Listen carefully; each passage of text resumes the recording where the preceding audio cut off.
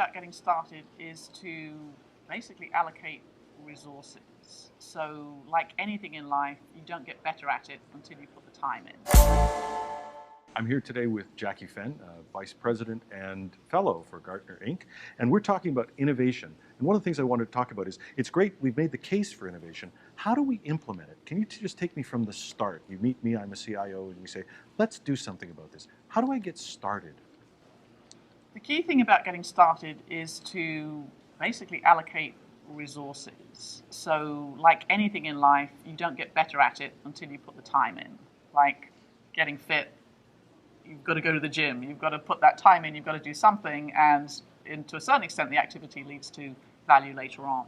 So, as a CIO, look around and say, for us, what's the best role that, as an innovation leader, I can play in my organization to increase the activity levels, and in particular, to look at where innovation needs some help. And that may be by creating a small emerging technologies team. It may be looking around and saying, actually, we're pretty good at coming up with ideas, but there are obstacles and they get squashed. What is it that's causing problems right now? And how can I, as someone who's taking a leadership role in innovation, work best to overcome those obstacles? Okay, and everybody's come to you and said, that's great, but I just don't have any time. We're all overworked. How do you deal with that? We do see some things that can be done with limited resources. So yes, ideally I pull out 3 people and I put them on technology scans and talking with the business and coming up with those great ideas, or I have full-time owners of the broader innovation challenge that's collecting ideas from around the organization.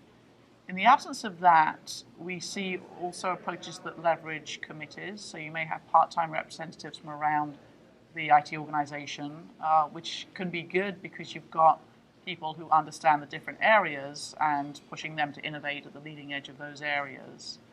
One of the challenges can be you've got to be very deliberate about looking for the white space. So it's great that the security guys are innovating at the leading edge of security and storage is innovating storage.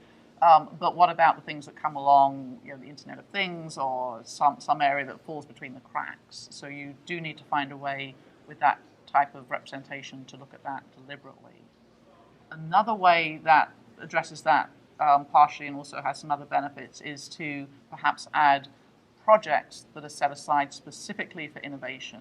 So at the beginning of your planning year, you don't know what they are, but you know that you want 3 or 4 projects, your virtual resource equivalents that are going to be set aside for that activity. And one of those activities might be a scan type activity where you very deliberately look out and say what's coming along that we should be aware of but we're not, and run it as a project rather than a full-time function. And that can work well in IT environments that are very used to project approaches. I confess I hide innovation in projects, like most people. Yeah. So we've done that, but should I be doing this inside IT first and taking it out to the business, or should I be involving the business early in the process? There's a maturing we see with innovation quite often where it starts off as the type of innovation that IT is doing is purely business-led, which is good, and you need to do that.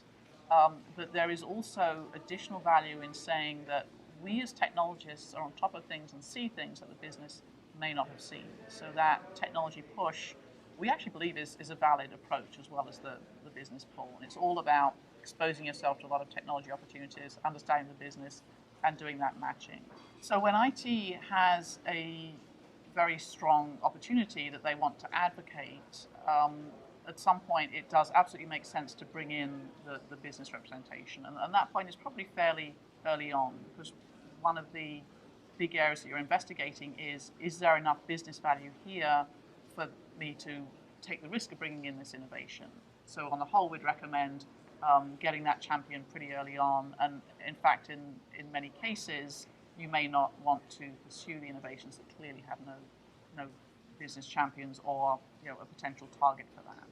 On the other hand, you've got to get to a point where you can present it in those business value terms. So you've got to understand enough about it and do enough pre-work in terms of when I approach this business champion, how do I present it to them? Not as the technology, but as a day in the life of a call center agent with this wonderful new technology in place, and then they get very excited about it and want to become a champion. Okay. So now, what could I do most that would derail innovation? What are the mistakes that you see people making early in the process? One is to rush in before you really know why you're adopting this innovation, and that tends to happen where you get these big waves of hype. So social and cloud and Internet of Things, and there's that real strong sense that you have to be doing something or you'll be left behind, or at least there's a perception that you'll be left behind. So the activities around stepping back and evaluating why are we doing this, what's the business value, and just as importantly, what are the other options? So if we don't invest in this, we can invest in something else. Where really are we focusing our efforts so that they have the best outcomes? One good way to do that is actually have a visual where you plot different options on a single chart, kind of risk-benefit or heat map or something that shows you what the set of choices are and forces you to debate that and say, well, why are we running with this when it's still high risk and somebody can defend that if they want, or somebody else can say, well, what about this thing over here that actually looks much more attractive? So you start to talk about the hidden assumptions about why you're running with certain innovations.